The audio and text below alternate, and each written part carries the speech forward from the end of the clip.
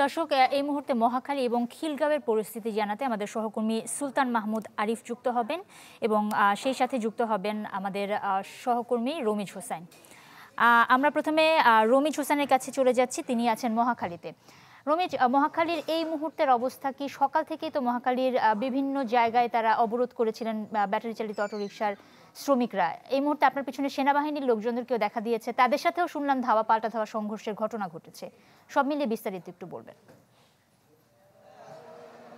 এখন পর্যন্ত এই মহাখালী যেই মোড়টি রয়েছে সেই মোড়টিতে কিন্তু ব্যাটারি চালিত যারা অটোরিকশার শ্রমিক সকাল 8টার কিছুক্ষণ পর থেকে তারা এখানে অবস্থান করেছিল এবং তখন থেকে এখন পর্যন্ত কিন্তু এই মোড়টি কিন্তু বন্ধ রয়েছে। আপনি দেখতে পাচ্ছেন এখানে কিছুক্ষণ আগে আমরা 11:30 বা 12টার কিছু আগে এখানে সেনাবাহিনীর সদস্যরা যারা রয়েছেন তারা এখানে এসে এই ব্যাটারি চালিত অটোরিকশা যারা চালকরা যারা সকাল থেকেই এই যেই সড়কটি গুরুত্বপূর্ণ একটি সড়ক এটি অবরোধ করে রেখেছিলেন তাদেরকে সরিয়ে দিতে গেলে তারা কিন্তু কিছুটা পিছু হটে যেই রেল লাইনটি রয়েছে সেই রেল লাইন থেকে তারা রেলের যেই পাথর সেই পাথর তাদের উপরে নিক্ষেপ করে এবং এক পর্যায়ে সেনাবাহিনী সদস্যদের উপরে বিপুল পরিমাণ মানুষ যখন একসাথে এই পাথরগুলো নিক্ষেপ করে তখন কিন্তু তারা কিছুটা পিছু হটে যায় এবং আশেপাশে যেই একটি ভবন রয়েছে এসকেএফ যে টাওয়ারটি সেই টাওয়ারটির নিচে সেনাবাহিনী সদস্যরা অবস্থান করছিলেন কিন্তু তাদের উপর আমরা দেখেছি তারা ইট পাটকেল নিক্ষেপ করছিল। এখন পর্যন্ত কিন্তু এর পরবর্তীতে সেনাবাহিনী সদস্যরা বের হয়ে তাদের সাথে কথা বলেছেন যে এই যে গুরুত্বপূর্ণ একটি সড়ক এই সড়কটি ছেড়ে দেওয়ার জন্য তাদের প্রতি আহ্বান জানাচ্ছেন, কিন্তু তারা কিন্তু আসলে কোনোভাবেই তাদের কথা শুনছেন এবং যেই সড়কটি রয়েছে সেই সড়কটি অবরুদ্ধ অবস্থা এখন পর্যন্ত রয়েছে। এখান থেকে যেই মহাখালী থেকে বের হওয়া এবং ঢোকার যেই রাস্তাগুলো সেই রাস্তাগুলো কিন্তু পুরোপুরি বন্ধ রয়েছে। এখানে যে শুধুমাত্র অটোরিকশা চালকরা রয়েছেন আসলে কিন্তু এই পরিস্থিতি কিন্তু ঠিক সেটা বলছে না। এখানে যারা সাধারণ মানুষ রয়েছে এবং যারা স্থানীয় দোকানরা রয়েছেন তারা বলছিলেন যে আশেপাশের টোকাই শ্রেণীর যে সমস্ত মানুষরা রয়েছেন তারা কিন্তু একসাথে হয়ে এই সড়কটি বন্ধ রেখে তারা কিন্তু তাদের যে আন্দোলন সেই আন্দোলন তারা চালিয়ে যাচ্ছেন। তো এইভাবে এখন পর্যন্ত যদি বলি সবশেষ তথ্য এই সড়কটি কিন্তু এখন পর্যন্ত বন্ধ রয়েছে, তারা কিন্তু এই সড়কে অবস্থান করছেন। নুসরাত। রমিজ, ধন্যবাদ আপনাকে। আমরা একটু খিলগাঁওয়ে যেতে চাই। সুলতান মাহমুদ আরিফ আছেন। আরিফ, রমিজের কাছ থেকে শুনছিলাম মহাখালীতে এখনো শ্রমিকরা অবরোধ করে রেখেছেন রাস্তা, সেখানে রাস্তা মোটামুটি বন্ধ। খিলগাঁওয়ের পরিস্থিতি একটু জানাবেন।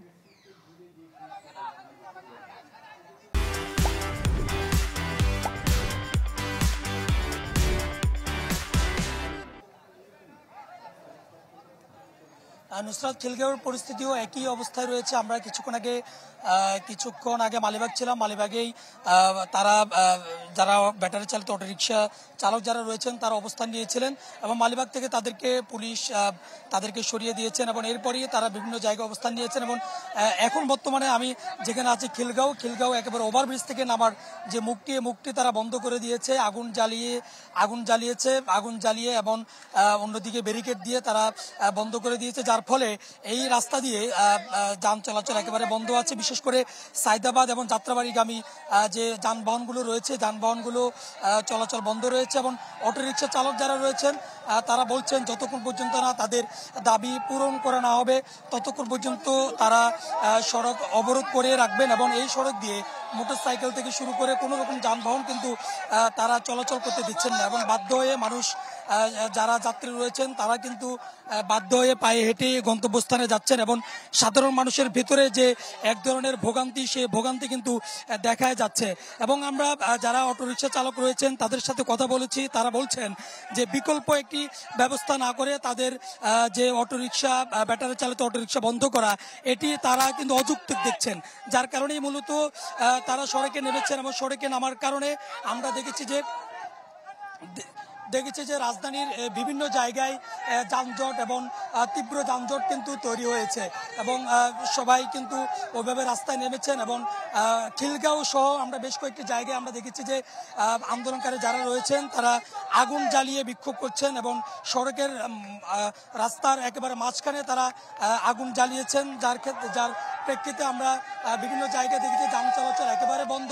বিশেষ করে খিলগাঁওয়ের এই রাস্তাটিতে আমরা দেখছি যে যান চলাচল একেবারে বন্ধ রয়েছে এবং যারা আন্দোলন করছেন তাদের দাবি যতক্ষণ পর্যন্ত না তাদের দাবি পূরণ করা না হবে, অর্থাৎ যে বলা হচ্ছে যে হাইকোর্ট থেকে বলা হয়েছে 3 দিনের ভিতরেই ব্যাটারি চালিত রিক্সা যেন অটোরিকশা যেন বন্ধ করা হয়, সেই ঘোষণা যেন উড্ড করা হয়। এবং তারা আরও দাবি তুলছেন যে তাদেরকে একেবারে বন্ধ না করে পাড়া মহল্লায় যেন ব্যাটারি চালিত অটোরিকশাগুলো চালানোর সুযোগ করে দেওয়া হয়, এবং এই দাবিগুলো তারা তুলছেন।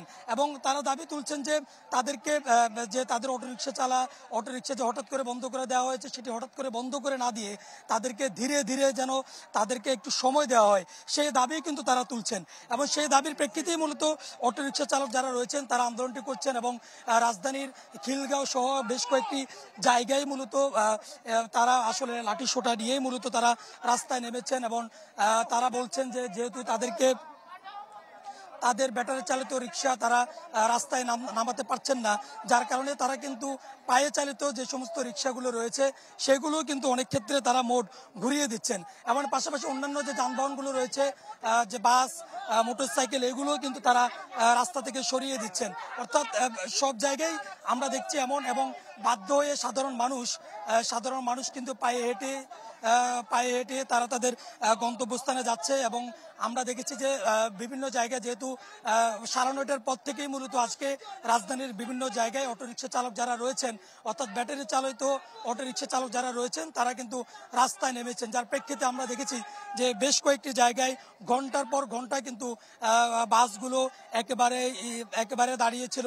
এবং সেই বাসের যাত্রীরা শেষ পর্যন্ত পায়ে হেঁটে তারা তাদের গন্তব্যস্থানে যাচ্ছে। এবং আমরা সাধারণ মানুষের সাথে কথা বলেছি, তারা তাদের ভোগান্তির কথা বলেছেন যে আসলে তারা এক ধরনের ভোগান্তির মধ্যে পড়েছেন, তারা পায়ে হেঁটে গন্তব্যস্থানে যেতে হচ্ছে, এটি এক ধরনের ভোগান্তি। অপরদিকে অটোরিকশা চালকের যারা রয়েছেন তারা তাদের দাবিতে অনড় রয়েছেন। বেশ কয়েকটি জায়গায় আইন শৃঙ্খলা বাহিনী যারা রয়েছেন তাদের সাথে কিন্তু ধাওয়া পাল্টা দেওয়ার যে ঘটনা সেটি কিন্তু ঘটেছে, ধাওয়া পাল্টা দেওয়ার ঘটনা ঘটেছে। এবং কয়েকটি জায়গায় আবার আমরা দেখেছি যে প্রশাসন তাদেরকে বুঝিয়ে সুশৃঙ্খলভাবে তাদেরকে আসলে রাস্তা থেকে সরিয়ে দিয়েছে। যেমন আমরা মালিবাগ দেখেছি, মালিবাগ থেকে কিন্তু তাদেরকে সুশৃঙ্খলভাবে সরিয়ে দেওয়া হয়েছে। আর এখন খিলগাঁওর যে পরিস্থিতি দেখতে পাচ্ছেন এখানে, আরিফ, শ্রমিকরা তো দেখা যাচ্ছে রাস্তা অবরোধ করে রেখেছেন। মহাখালীতে যে চিত্র আমরা দেখছিলাম সেখানে সেনাবাহিনীর সদস্যরা ছিলেন, তাদেরকে বোঝানোর চেষ্টা করছেন, আটকানোর চেষ্টা করছেন, কিন্তু তাদের সাথেও সংঘর্ষ হয়েছে এক ধরনের। এখানে কি সেনাবাহিনীর উপস্থিতি বা পুলিশের উপস্থিতি দেখতে পেয়েছেন কিনা সেটা একটু জানাবেন।